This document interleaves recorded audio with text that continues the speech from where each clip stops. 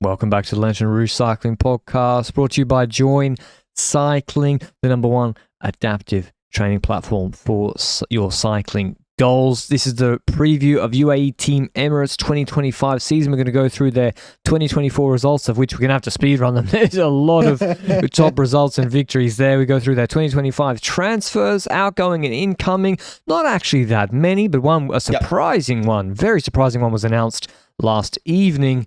And also their projected schedule for next year, what races Tadej Pogačar should do, as well as predicting their success as well. But I guess what were the expectations of UAE Team Emirates this year? Right. I had them at, yes? Okay, I thought you were going to ask the general expectations, but we are going to specifically our expectations, right? Yeah. Okay, I want to hear them. I said 31 World Tour wins. You said 30. Yeah, so I okay. How many? Well, no, how many did they have? 81 victories, 41 World Tour victories. To be honest, we're not that far off.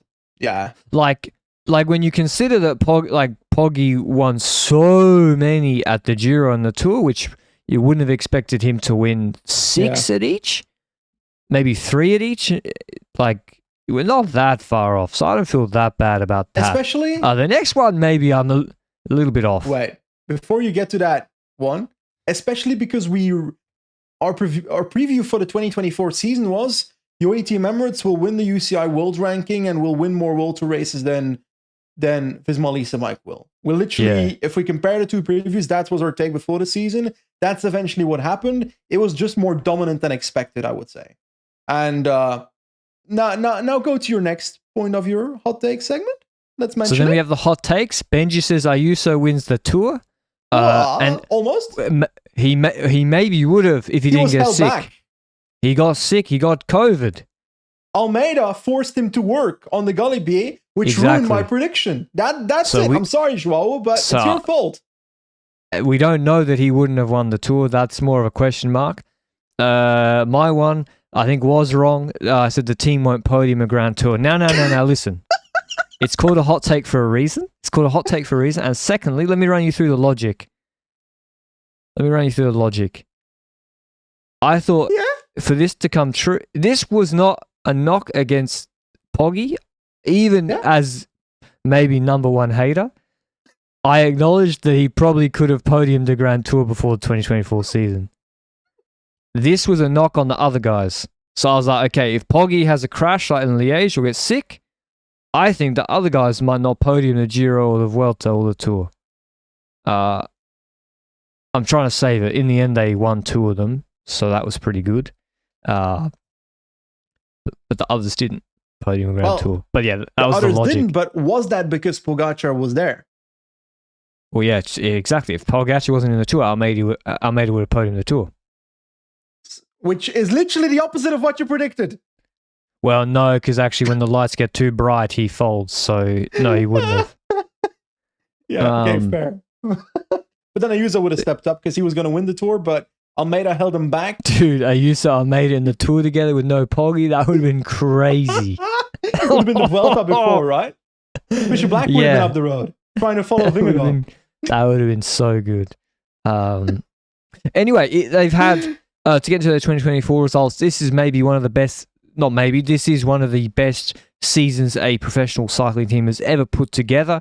Yes. 81 wins, 41 World Tour wins, 2 Grand Tour victories. I don't know how many Grand Tour stages they had. 15? Not the amount that I mentioned in the notes, because I've got 5 Grand Tour victories. I think it's 15 and you've missed the one. They've got more than that in the Giro alone.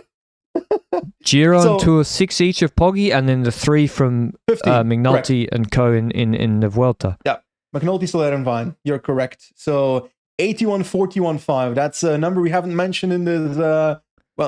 81, 41, 15. That's the numbers we're mentioning here when it comes to UAE. The other teams aren't close to that. When it comes to the amount of victories in the season, who is second and how many victories? Is it even half of what UAE has? I think it's like this little Trek. Do they have more than 40 victories? I don't remember. Trek? Or maybe they They had 42, so they were just above halfway. Yeah. What a domination by UAE, man.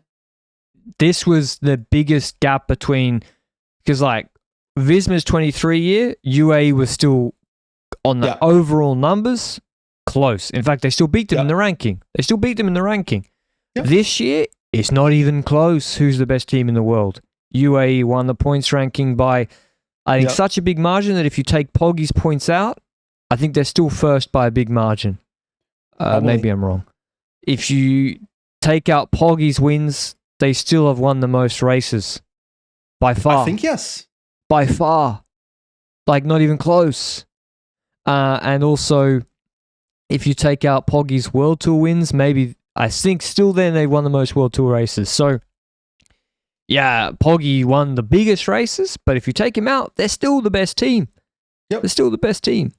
So, they had a huge step up this year overall. And yeah, credits to them. They put together one of the best seasons ever.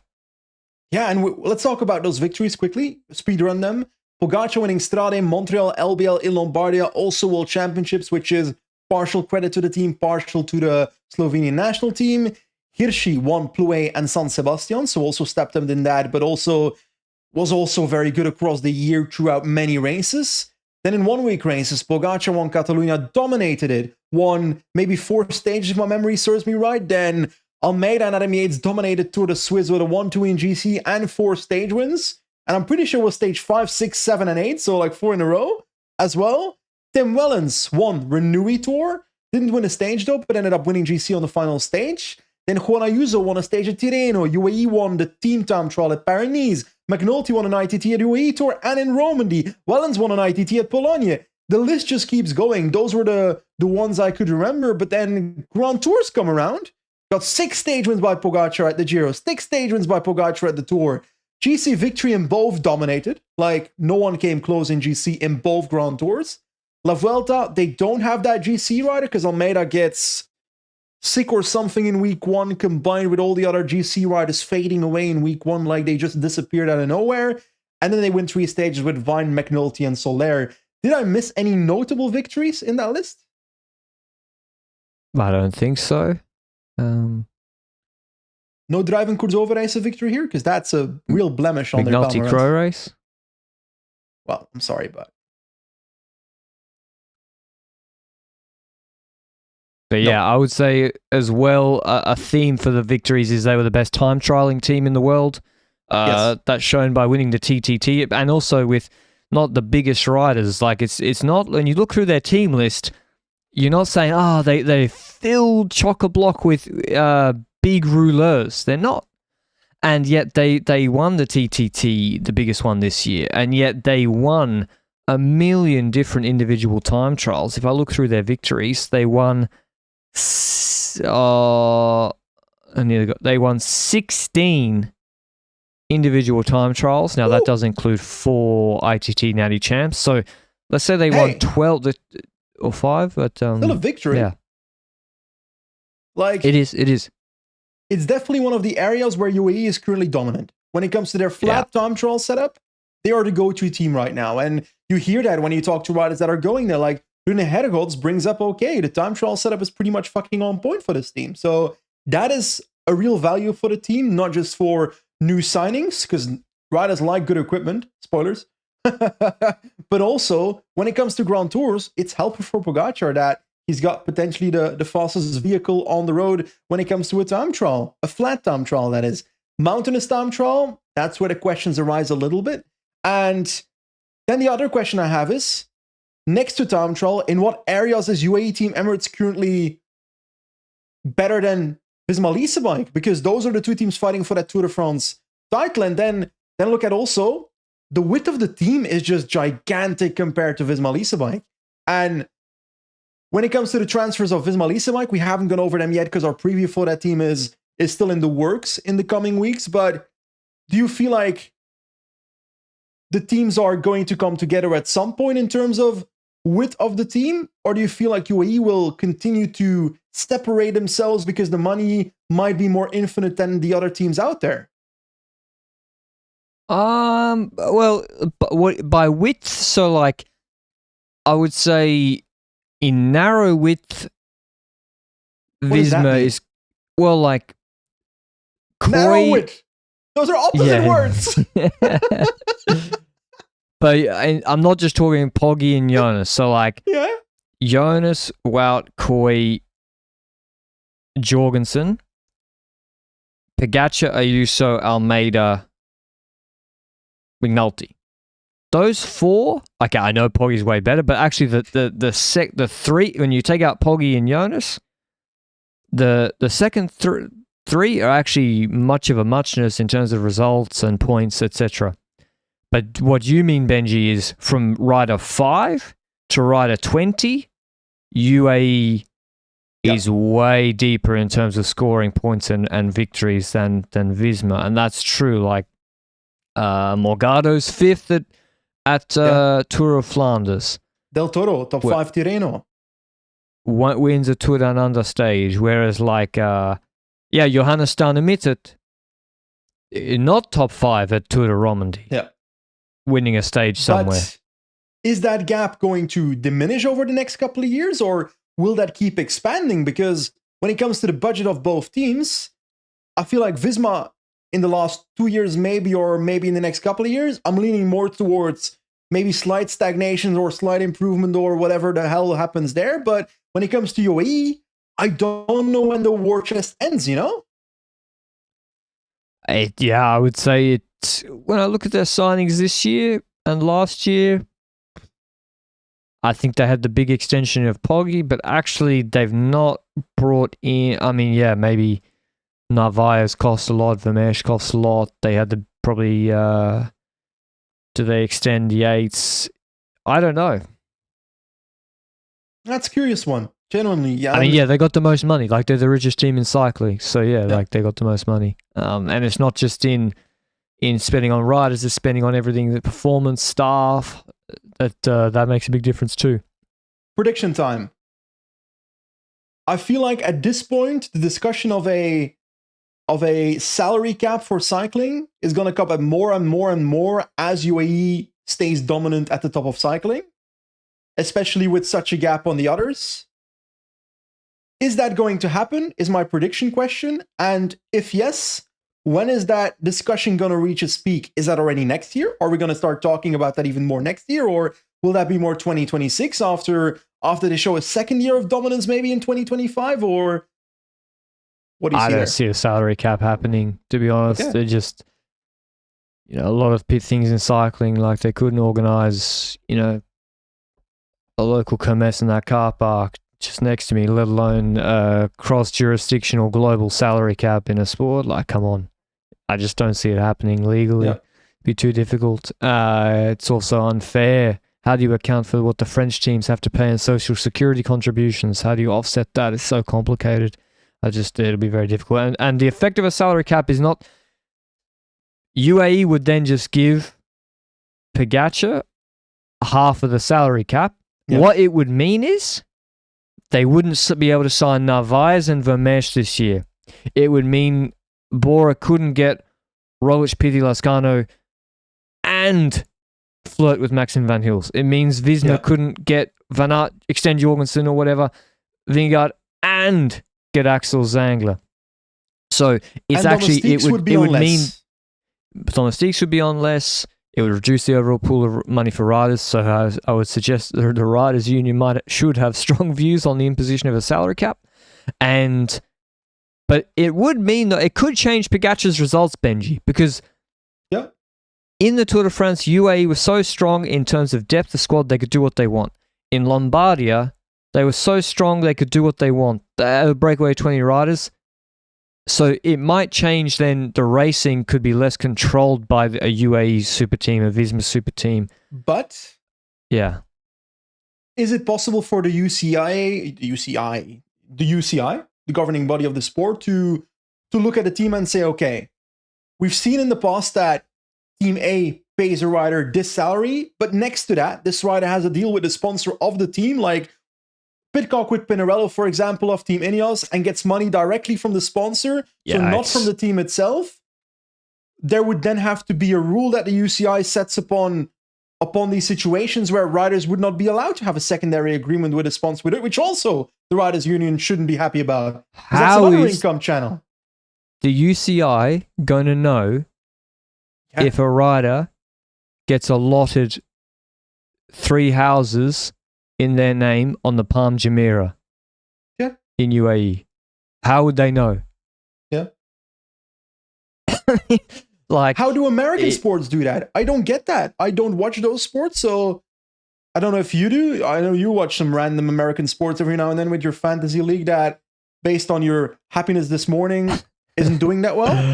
Saquon Barkley, dude, he went for 42 points last night. I'm cooking. I don't know who that is and what that means. Well, actually, New York Giants, you see, Benji, now that you asked. Fuck me. They refused to pay him. It's actually incredible when I see the footage, because you think American sports is the biggest, baddest, best, and then I see like the way their general manager communicates with the owner, talks to the athlete, manages the whole process, and they somehow decided that it should be publicized. And I know everything you see on video is not real, but holy it's like fuck. I saw someone doing that. They get fired. Like, no, worse than Lefebvre, way worse. Because, yeah, anyway, it was really bad. It was really, really bad. Anyway, what was I going to say? Yeah, it's really difficult to manage, Benji. So,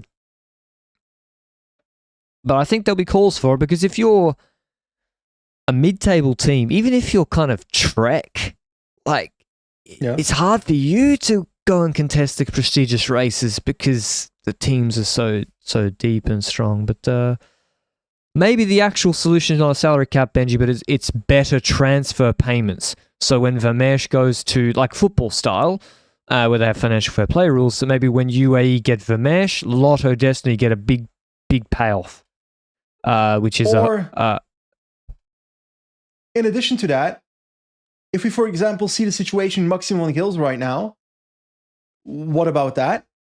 Can a situation like that be improved? And for example, also, what if my local club, the local Oxford Cycling Club, generates a new young talent in the UK called Bob Cavendish, and he becomes a brutal sprinter? Does that club team get rewarded? Does a team that scouts him, a U23 team that is not a U23 team for a World Tour team, that scouts that person, do they get rewarded when a World Tour team signs him and he ends up winning 7 sprints at the Tour de France? I think there is a system in place now for that, and I think they get €2,000 for every season they're on the team. We looked it up, right? €2,000 for every season. Imagine boys like to Lotto Destiny. It's like, would you like, you want €6,000 for Maxim Van Hills? Isn't it like astonishingly low when it comes to women as well? Was it €500? Like 500, yeah, it's like a chip pack. Off. It's cereal you can get a voucher. pizza for Marion Bunel. Yeah, that's not okay. So basically, yeah, that's the other way, is to have higher transfer payments, and that way the money flows directly from the bigger team to the team with less money, and the team with less money has more money to spend in the transfer market to buy riders. So basically, you're proposing to tax the rich. Yeah, kinda. Maybe we'll get Bernie in here. Bernie can set up the transfer system. Anyway, yeah. Imagine Bernie at the UCI Congress. Today, we are going to tax UAE Emirates. Now for too long, they have been signing really good riders. And the little teams like Intermarché, they get nothing. I gotta do a better Nick Mullen Bernie impression. Oh no! Yeah, that's why you tried to bait me into doing the Visma have no money against UAE. I refused to do it. You tried to get me to do it. I refused to do it. Is it not kind of true right now? No. They have Pogacar, they're going performing better, and they got their other riders performing better, TT better. It's not just money. Yes. But anyway, before we get into, we gotta do the ad read, Benji. Before we go to the ad read, I'm pausing you for a second.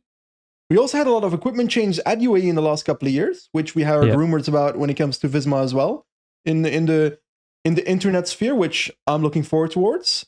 I saw a tweet about potentially Continental being the case, which I would be very hyped about because I'm not sponsored by Continental in any way, but they are seemingly the better choice for a lot of teams right now. But talking about better choices, I feel like I've improved my training this year.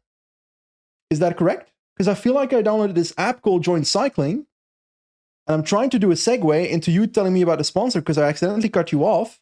And I don't know where to go with this like segue, but I feel like you also improved your training since using that app, no?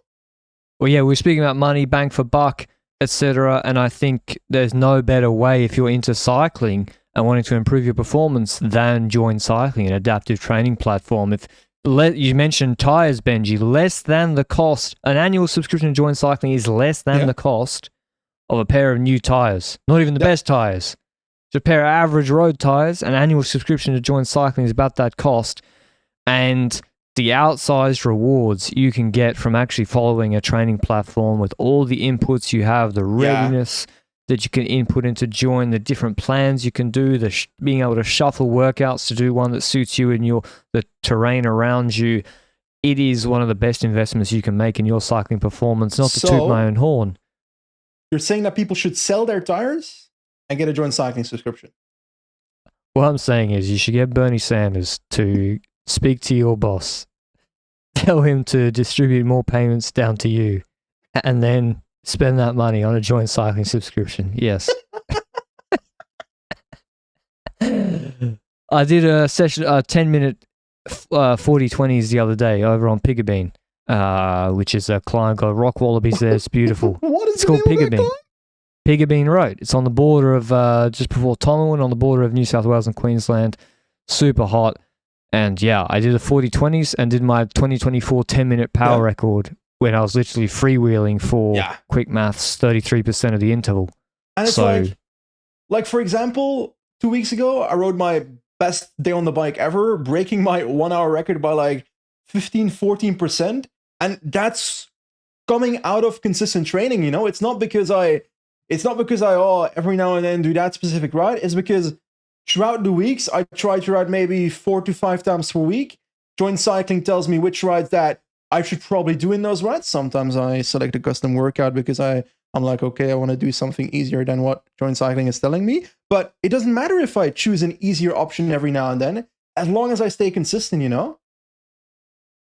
Yeah, exactly. It's even if you're not doing the biggest hours. In fact, if you're doing 4 hours a week or around there, it can still make a huge difference to get the bang for your buck out of your training. So if you want to check out Join Cycling, go to the link down below. And there's a free trial. So don't just take our word for it. Try it out. We've gone through their wins, Benji. I mean, we've recapped their season. It was really good. Let's go to their UAE's transfers, I think. Yes, outgoing transfers. We see some of the older men in the team jump away. We see Ulisi going to Astana, Kazakhstan. Not surprising that Astana is the team that Ulisi might retire on. That feels like a very logical thing in my head. Ulisi was still valuable the last couple of years, though, UCI points-wise, and also outside of UCI points for the victory every now and then. Hiroshi was very valuable when it comes to UCI points, and I feel like that's the rider they try to replace with another revised rider coming in from Ineos. So that's going to be a difficult one to replace because he had a lot of UCI points and 2 proper World Tour victories in San Sebastian and in a Plouay Bretagne Classic as well. Hodge is leaving. Gotta be honest, he's had rough years when it comes to his injuries, and I feel like I wasn't too high on maybe his signing at a certain point. It didn't really work out anymore because of most likely the recovery from the injuries not going the way he hoped for. Fischer Black is leaving for Red Bull Bora Hansgrohe, which I feel like I like Fischer Black. Like in the Vuelta 2023 was a very strong rider in certain areas. 2024 start of the season was pretty good, but I feel like with Fischer Black, I don't remember the last 7-8 months of 2024 anymore. And did he have injuries? Was he a bit meh, or what was happening there? I don't know, to be honest, exactly what happened. He's you know, like when you look at his profile, I'm sure his 5-minute fresh power is absolutely crazy. Yeah. But then, yeah, the Ardennes, he did the 3 of them. And I know he probably was helping Poggi in Liège, but he didn't get results there. In Podium Paris-Nice, pardon? He podium Burgos. Forgot about that. Yeah, but through the TT on the climb, he was also, which is a 10 to 12 minute fresh test. You know, he's this behind Patrick Conrad, with all due respect. So he's really struggled with consistency and I guess putting together what I'm sure his fresh power data suggests he could do. Because Oman he was very good. Yeah. And then in Paris-Nice he was not. Maybe he's much better in the warm weather. Could be a theory. Given he was good in the Vuelta last year, he was good in the desert. Maybe he's good in the hot weather. Yeah, I don't really know. Like when it comes to Red Bull Bora, whether he's a value for the team, I expect yes, but his consistency is what needs to be worked on, I would say. Shoot Bucks is also leaving the team to Q36.5. Last thing I remember when it comes to Shoot Bucks is next to Rouleurberg, his Roubaix of last year, if I recall, because he was a pretty notable man in that top 7-8 riders last year. But in 2024, I remember less of this man. So it's not surprising that he's leaving the team. He's also a rider that is very much replaceable. I would say Michael Vink is dipping out. He was the My Whoosh signing for the team, and now he's whooshed out of the team. New riders coming in, Florian Vermeer, Jonathan Narvaez, Rune Gergots, Julius Johannessen, which was the surprise of last week, and Pablo Torres. We spoke about Pablo Torres quite a bit already this year, right? He won, he didn't win Tour de l'Avenir. I was about to say that he won Tour de l'Avenir, but he got slapped at Tour de l'Avenir on the lumpy stage by Joseph Blackmore and a band of breakaway warriors. But on the climb, he was absolutely dominant. One of the best climb performances of a U23 rider I've ever seen, if not the best on that level. U23 as in the category. I don't know. How does Pablo Torres at his age compare when it comes to pure climbing compared to Pogacar at that same age? Way better. Okay. Pablo Torres' Finestre performance is better than when Pogacar won the Tour for the first time. But is that in relation to the way development has evolved? Because I mean, maybe it's just because they never do a 1 hour climb usually, and it just was the perfect situation where Fresh came into Finestre. It's 1 hour, it's super steep the whole way. They raced, they just launched it from the bottom. Yeah. I don't know. I don't really. Pablo Torres at Tour de l'Avenir was crazy. Yeah, like it is. Yeah. But he's a different rider than Pogacar, right? He's more a pure climby type. Yeah, he's much smaller. Don't know. But when it comes to other terrain, I would say that Pogacar would not have been slapped by Blackmore on that medium mountain, if not flat finish stage, by the breakaway warriors, the way Pablo Torres was. Yeah, much less likely. And then the similar things also happened to him in Friuli Venezia, with against Nordhagen and Pellizzari. Similar things happened in San Daniele, another Italian race where you would think Pogacar would have been the one attacking. Now, that being said, Pogacar lost. He didn't win a stage in l'Avenir the year he won. He got beaten in uphill sprints by Arno Rubio, etc. So it's not like Poggi also had every answer to every question in under 23s. He also improved. But looking at his size, he is smaller. And so the absolute power will not be the same as Poggi. But yeah, scary climbing prospect already. And I dare say the idea would have been to bring him up to the World Tour team in August, and that had to be brought forward by 6 months after l'Avenir.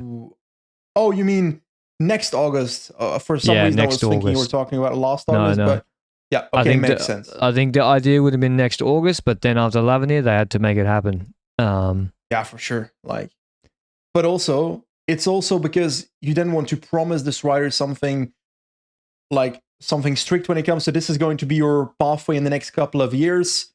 to make sure he keeps staying with you and doesn't get poached by another team in the process, you know? Because we've seen a few like a poaches in 6-year contract, no? a 6-year contract, So, which it goes multiple ways, you know? On one end, if you're a rider like Pablo Torres, and I don't know what situation he comes from personally, but a lot of riders would see a 6-year contract from a team like that as massive security, not just for that rider, but maybe for his entire family, value-wise. So this isn't the 60K salary contract, right? yeah.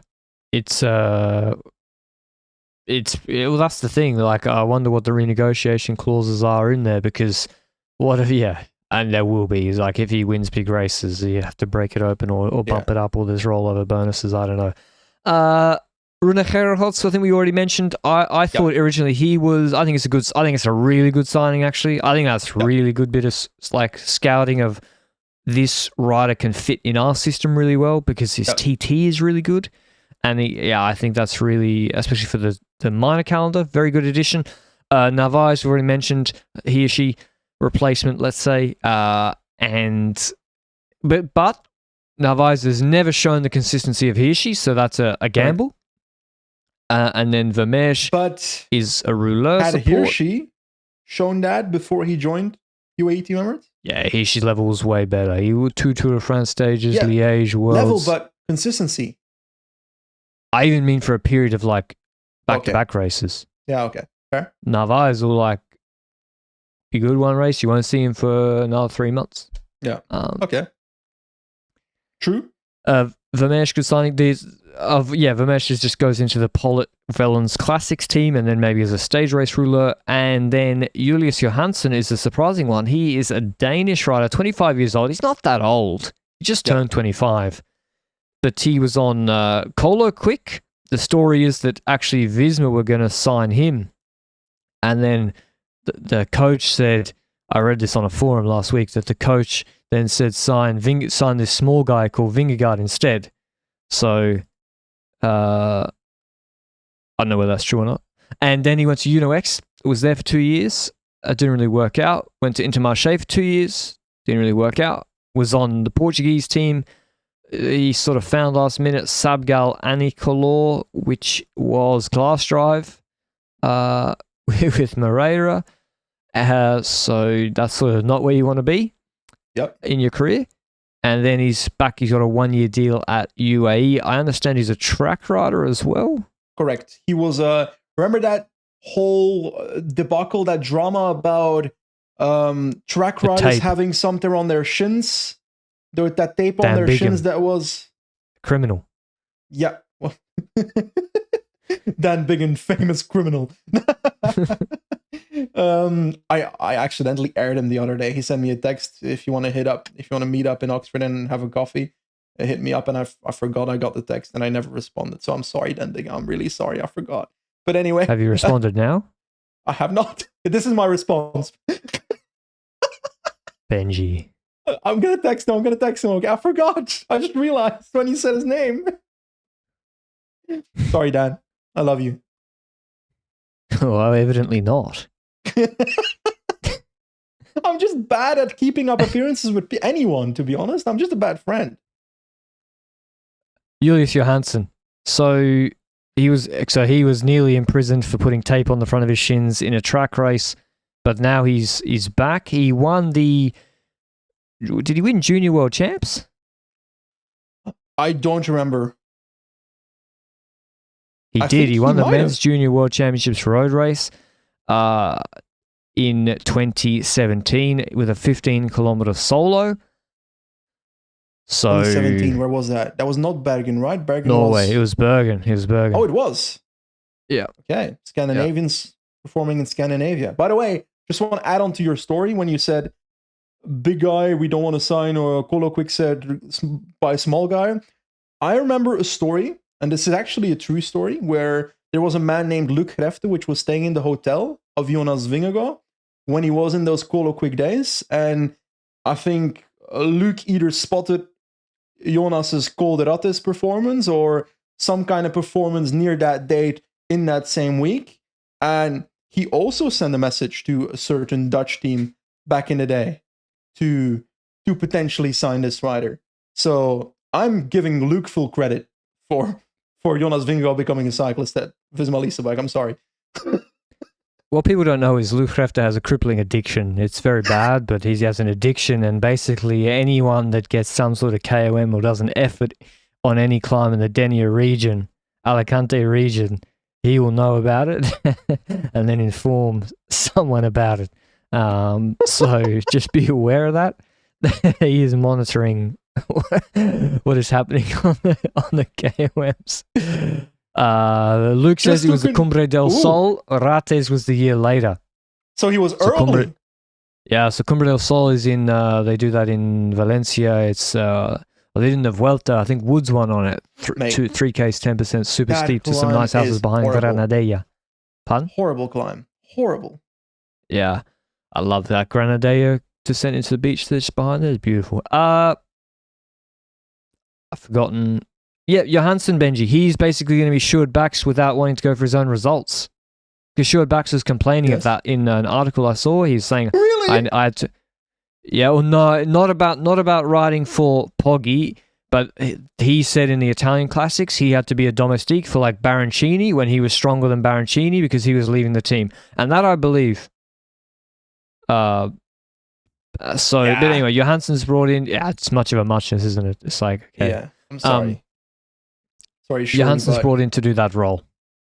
To quack, you need to first walk the walk. Famous words by philosopher. Yeah. Me. But how would you? It's kind of interesting, Benji. They got 3 Northern Europeans. A Spanish and 2 Hispanophones, so that's not surprising. But yeah, 3 Northern Europeans. Like, if you look at the outgoings and the incomings, Narvaez is really that Hirschi replacement, I would say.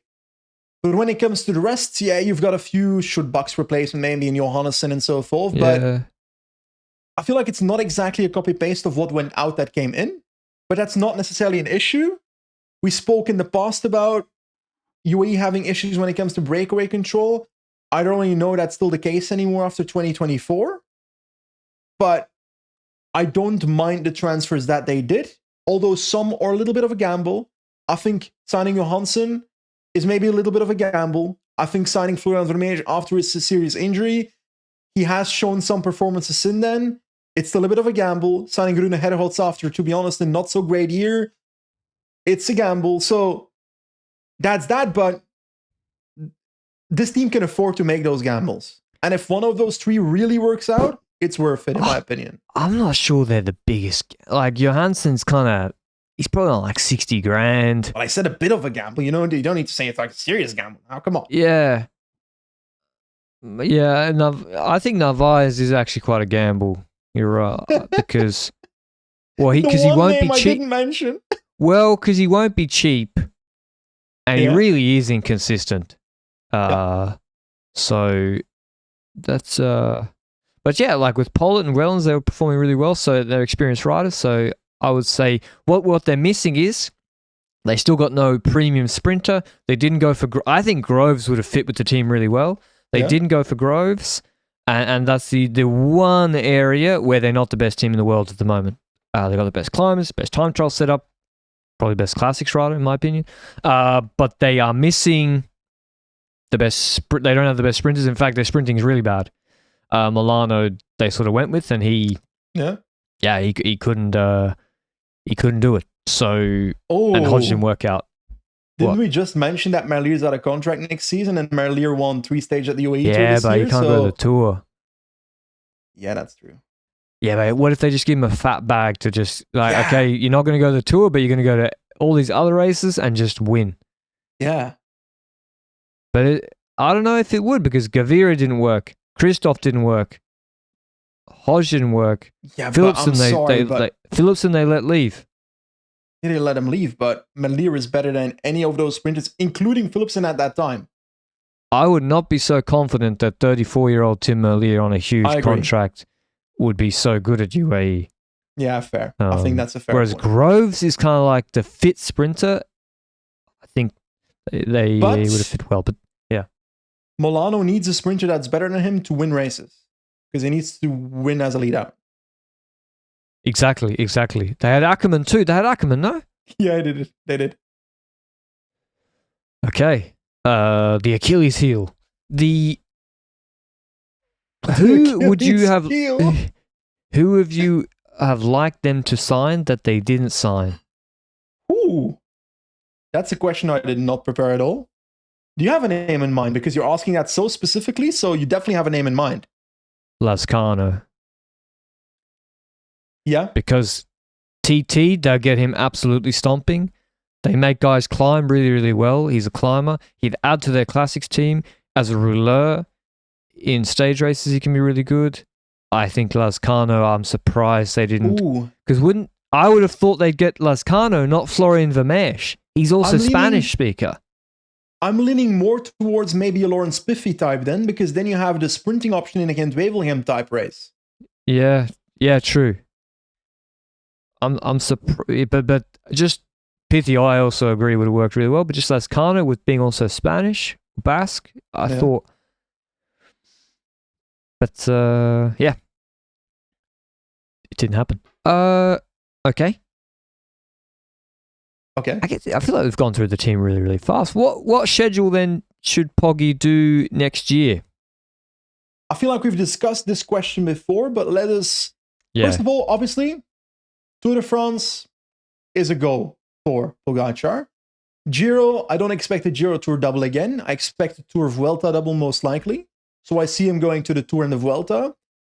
Does that include Lombardia afterwards? If that fits schedule-wise, yes, I would argue, because he's won so many Lombardias in a row, he might as well have a gamble at another one in a row. World Champs Rwanda, he's gonna want to defend that rainbow jersey. But before the Tour de France, in the lead up to that Tour de France, I actually don't know, because I feel like UAE Tour is gonna be in the menu for once again. When it comes to the classics, I'm leaning towards LBL happening. But is he going to go to RVV? I don't remember what they said. And I would like to see him at RVV. So I'm going to say yes. UAE Tour, RVV, Lombardia with one more couple classic before RVV. And then eventually end up going to Catalonia or Basque. And then to the Tour de France after Tour of Slovenia, where he does rock, paper, scissors with Micah. I think he should do, UAE, Catalonia, Liège. No, sorry, RVV. San Remo. San Remo is 100%. So yeah, go UAE, San Remo. That means you probably won't do Catalonia. Then I think you'll do, E3, RVV, Liège, Dauphiné, Tour, Vuelta. Dauphiné. I would like so, because I don't like it when a top GC rider skips both the Dauphiné and Swiss in June before the Tour de France, because I like that anticipation towards the Tour de France. You know, it's like a game of, what are they doing? Maybe that one is riding that race, that one is riding that race, or maybe they're both fighting the Dauphiné together. Maybe all three are doing it. I would like to see that. So we just saw a report last night made from the Italian press. Oh, by the way, also on Pogacar, Benji, we probably should have done the transfers. Maybe the most important one was that they extended him to 2029? Yes. 2030, even longer. Oh. So that's when he turns 32 at the end of that year in September. So they extended him to 2030. Reports in the Italian press was that he went from 7 million to 8 million annual salary, which, if that's true, that means Carrera is the worst agent in the world, because no fucking way. Yeah, it has to be. It has to be over 12, minimum 12. It has to be. Yeah. Has to. If not, he's getting scammed. Yeah, and the team he's riding for is the richest team. Maybe 7 goes to 8 million, but then outside of that main batch of money, there's obviously bonuses, but also other connections with that brand that has already sponsored the team that might also give another 2 million extra. So he's earning more than 10 million, north of 10 million already, I'm pretty sure, especially with all the bonuses added up. Even on if 1,000 UCI points equals no, one UCI point equals €1,000. Then his return this year was 11.6 million, Yeah. and that's But not to every mention how UCI marketable he is. Exactly. Not every UCI point is also the same, eh? Yeah. UCI point that this part of winning the GC at the Tour de France is worth more than a UCI point for winning an ITT at Bologna. Sorry, McNulty. Was it McNulty? I don't know. Wellens. So yeah, it should be over 12 million. One would think. But yeah, on to now the schedule. The report in the Italian press was Ayuso will do the Giro. Not surprised after what happened in the Tour de France. And also not surprised that apparently Almeida will also not be joining him. They're best friends apparently. So the Del Toro will be joining Ayuso in the Giro. That makes a lot of sense to me. Then you have the Almeida, Yates, Poggi combination at the Tour once again. Yeah. And then I would dare say those probably Yates. Then I would say Almeida does the Vuelta again with Poggi. I don't know what Yates will do. Also the Vuelta or the Giro, I don't care. All 3 Grand Tours. Who else is... What about... I think Pablo Torres is only 19. If he does a Grand Tour, it'll be the Vuelta. Yeah. Depending on prior performance. They won't send him to the Giro. For some reason, I don't see him doing it next year already. I feel like Del Toro will have that Giro opportunity and Torres will be focusing on 1 week races and so forth. I think. I would send Del Toro to the Giro, to be honest. Yeah. Not Del Toro, Torres. I would send Torres to the Giro. Yeah. I'll send him to the Giro. I would see climbs. 1 week races first. It's not that hard. Del Toro was not supposed to ride a first Grand Tour either. And then he did because he was so good at Tirreno, no? I don't like that though. Because then he came good in the Vuelta, but then like Del Toro, he did TDU, that's a lot of travel. Then he did a lot of hard races. He did like Swiss, Basque maybe, Romandy, I don't even know. Then he did the Vuelta and he ended his season at Worlds at the end of September, did the Italian Classics, and he had like 70 race days. I think it was a bit too much. So I think Torres, send him to the Giro instead of making Yates do the Giro Tour double, because also Torres is more likely to be a climbing, want to be a climbing domestique. Then what about? The thing is they can kind of slot in like Jay Vine can be a climbing domestique in the Giro and go for TT wins. He can be one in the Tour de France and go for. So it's Jay Vine wins both time trials at the Giro. Hot take. It's possible, yeah. Certainly possible. You said it about Platt, but I think Vine's going to do it because he was so fucking good at, was it Worlds? Before he crashed? Yep. And he won Burgos TT, and he was good in the Vuelta TT that didn't suit him that much. So I think, Vine, you're right. I think he'll do the Giro because of those, the reported... It's got to have more than the Tour in terms of TTKs. Will he love the gravel stage? It doesn't. If he's not going for GC and he's helping Ayuso, what does it matter? Yeah. What about McNulty? Do you think they'll keep him kind of on the separate calendar to Poggi again to win himself? Combination maybe. I don't know, because he can't be separated completely. Otherwise, he'd have to go to the Giro and not the Tour and Vuelta. You know? So he'd have to go with Ayuso and with Del Toro to the Giro, which is a possibility. Because then if both those riders fail at doing what they were presented to do, which is GC and so forth, then a stage with McNulty is definitely possible, especially with the time trials again that you already mentioned. But also 1 week time trials again, UAE Tour stuff, that kind of stuff. I wouldn't be surprised if McNulty goes to the Giro, actually. Yeah, I think the McNulty and Vine combination gives you, because you can also, if there's an opening TT in races, you can split them in different weather slots, and then you just win. So, that's true. They're a good combination, actually.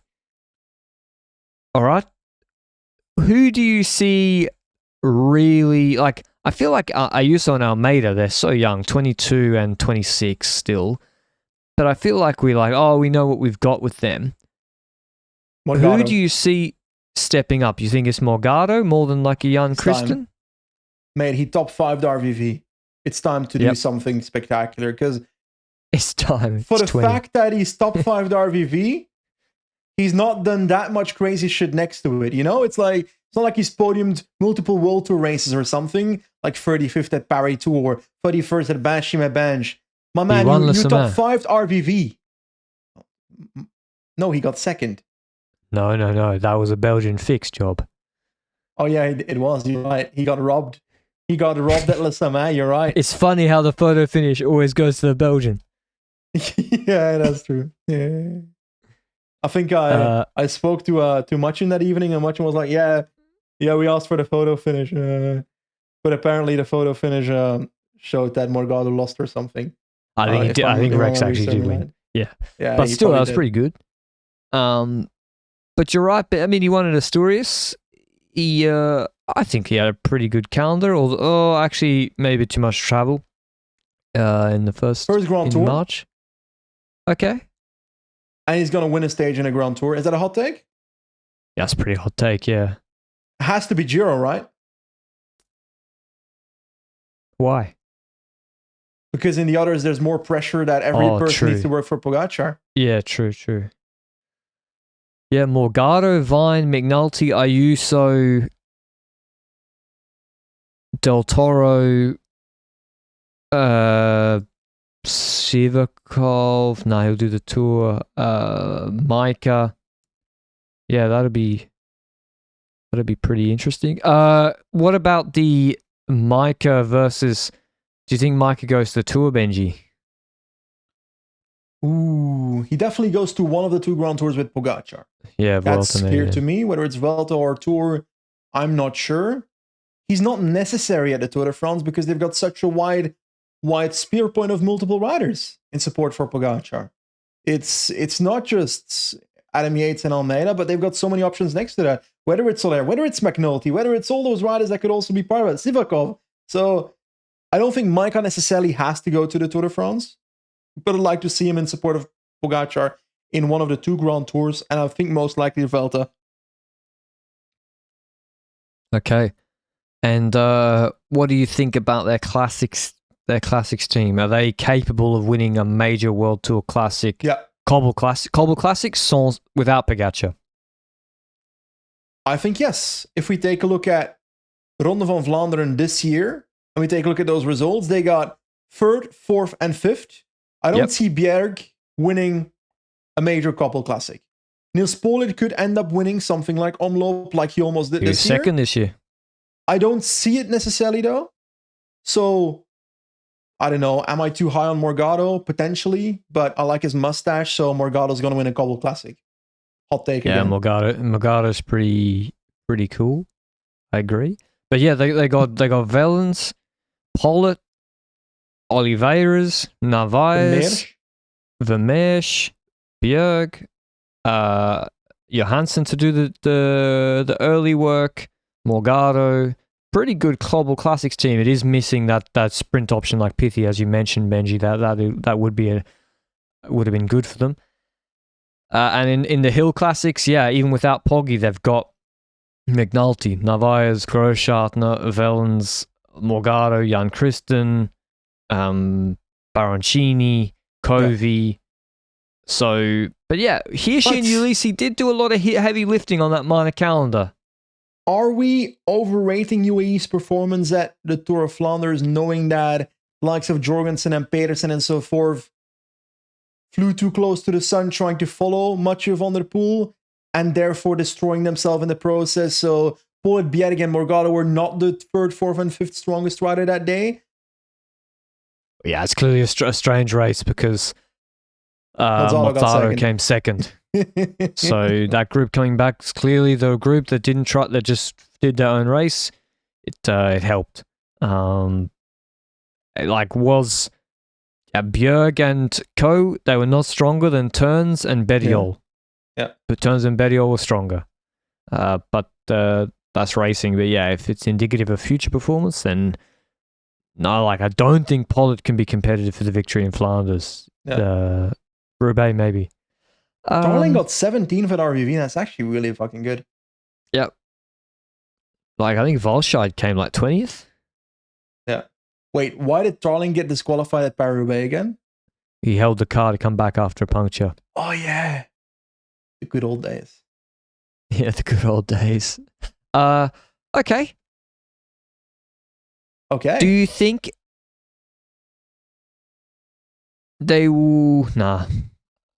I was like, does it matter if... I was like, do they podium the Tour of the Vuelta with someone other than Pogacar with him still in the race?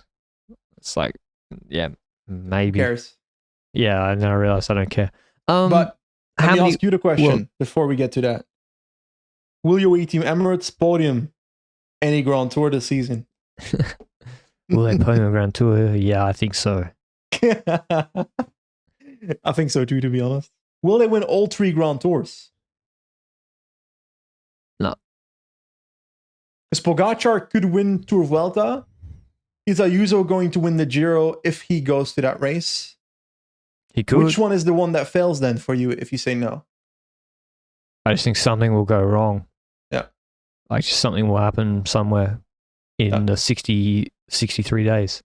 Yeah. And obviously you're hoping that the something that goes wrong is that Vingegaard suddenly has 1 watt per kilo more on his palmarès. But yeah, so the global warming descends on God Lolos. I don't. I'm hoping that doesn't happen, by the way, for the sake of global warming. I don't. No, just for 3 hours on the 25th of July. Spot in the ozone. Jesus Christ. The Patrick by the side of the road using 80s hairspray the entire morning, trying to get the ozone layer open. Don't think that'll work. So in terms of World Tour victories, I think 41 is going to be tough to replicate. I think they really had a season where everything did go right. No injuries to Poggy, every perfect preparation. Also Hirschi, I know he had a bit of a gap in winning, but they really had like, maybe I'm missing something, but they barely crashed. They barely seem to have guys out with sickness, except for Almeida and obviously in the Vuelta, notably. Yep. But I don't think he would have won. So that's not true. Vine crashed, so maybe they did have a few crashes, but main goal, guys, Poggy was clear. And Vine still came back and won races. I think that's going to be tough to replicate, so I'm going to go with 35 World Tour wins, which is still a shitload. How many wins in total? With this team, I think it's a valuable guess. 70. Okay. I'm saying... I'm going for 69. Very nice. And when it comes to World Tour victories, I will go for... It's less likely that Pogacar wins another 6 stages in both Grand Tours. That's what I mean. I would say. It's so hard. I'll go for... Still go very high, like 35. Rune Herregods will win a Poloni TT or something. Yeah, that's the thing. You're like, there's no sprinter, but then Herregods wins 2 TTs. Yeah. Vine wins a climbing breakaway and 2 TTs. McNulty wins 6 races. Like, when you said 2 Ts, I was imagining Rune Herregods standing there with like two bags of Yorkshire tea by the side of the road. Exactly. He's got tea in his bidon. Okay. I think... But the reason I went less wins is because I think that Hirschi and Ulissi, we should not underrate how good they were on the minor calendar. Yeah. Like, they turned up to every race, and you basically have Hirschi and Ulissi as a 1-2 threat, and they race together so much. I think replacing that like for like with Narvaez and Herregods or whoever, I don't see that. Are we underrating Del Toro and Morgado maybe getting better? Baroncini maybe making a step up? I think we might Ayuso's 22. Guess we'll find out. Do you feel like... Yeah, that's the thing. Like, Poggy improved so much at 25, 26, but do you expect, like, can Almeida do that? Like, he got a lot better this year too, in 2024. I feel like he did. In my opinion, I might make a few Slovenians unhappy here, but I believe Almeida would have won the Vuelta if he didn't have to abandon. Bruh. But that's completely irrelevant because if my aunt had wheels, she'd be a bus. He would have been like, when Landa got dropped on that random day, he would have been like, let me join you. Let me join you. Or just a random climbing stage. Just I'm still on the Portuguese hype train. I'm sorry. I always have been. I will always be. I don't see it, but yeah, I'm not sure. I mean, I know his watts maybe were better because in Swiss, but then I look at the results, I'm like, this is who you've been for the whole time on UAE. He was a domestique at the Tour de France. Yeah, but that kind of helps, you know, like. I disagree. How many times did he have to really sacrifice his own result? Yeah, but a question now. Is Almeida happy with the fact that he's become friends with Pogacar at the Tour de France? Because now he doesn't get the Giro for himself. Well, so he has to ride with Pogacar at the Tour de Vuelta. With Pogacar as leader. If you're a GC leader, you want to do a Grand Tour for yourself, no? Ayuso is getting the better side of the cake now. Because he didn't ride the super domestique work.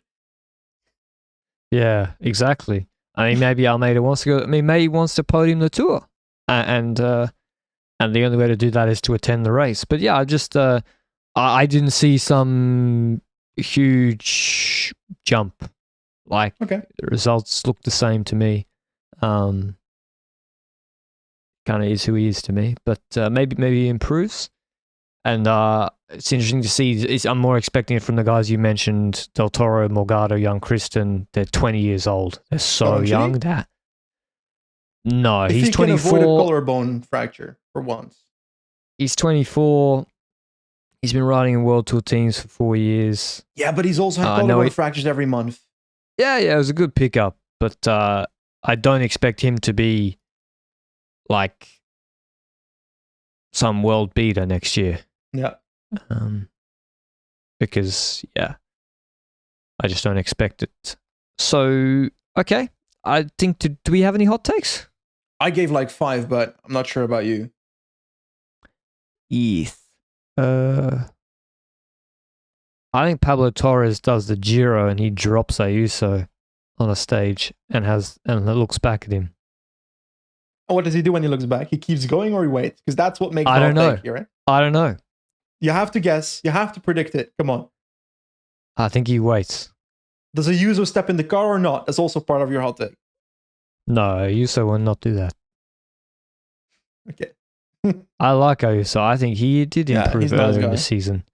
I really like Ayuso. Same. So I think Torres waits for him. Do you think Poggy does? I'm going to add to that. I also respect Juan Ayuso a lot more than a lot of cyclists for the fact that he was so willing to speak openly about safety issues in the sport after the accident, after the crash of Muriel in Zurich. He was very open in an article in expressing what things the UCI should do better and so forth. And there's a lot of cyclists that just let it happen and don't really comment about that, and I'd like to see that more. Yeah. And on that point, you know, there's an article in Tutto Bici by Carlo Malvestio. I think he might be at the AIOCC assembly, and he has an interview with David Lepartien about safety, etc. And it's kind of shameful actually that Lepartien once again, the fact that he repeated I don't want the death of Muriel Ferrer to be an instigation of a conversation about radios, etc. My man, when the fuck are we going to talk about it then? He repeated that again. I was like, how long? Anyway, how long do we need to wait to have a safety discussion? Because he's just using it to defend the UCI at this point. And I'm sorry, but I don't give a fuck about defending or attacking the UCI. He says we wait for the police. We wait for the police. Yeah. So wait for the police and let's wait with potentially saving lives until a police investigation works on this specific case, while there's been so many cases in the past of potential safety issues and crashes and deaths in the past. But we have to wait until this police investigation wraps up. But what I don't understand is on that point, and I didn't mention this at the time, but yeah, we can mention, like, I kept seeing articles, even weeks later, they don't know exactly when she crashed. I'm like, what are you talking about? A rider said she saw her crash. You just take the head unit of that rider, upload the file to Strava, have the timestamp in the corner, scrub through it, bang. You'll have it within a 30-second range. I can do it in 5 minutes. Yeah. Like, what are we talking about? Like, that's so stupid.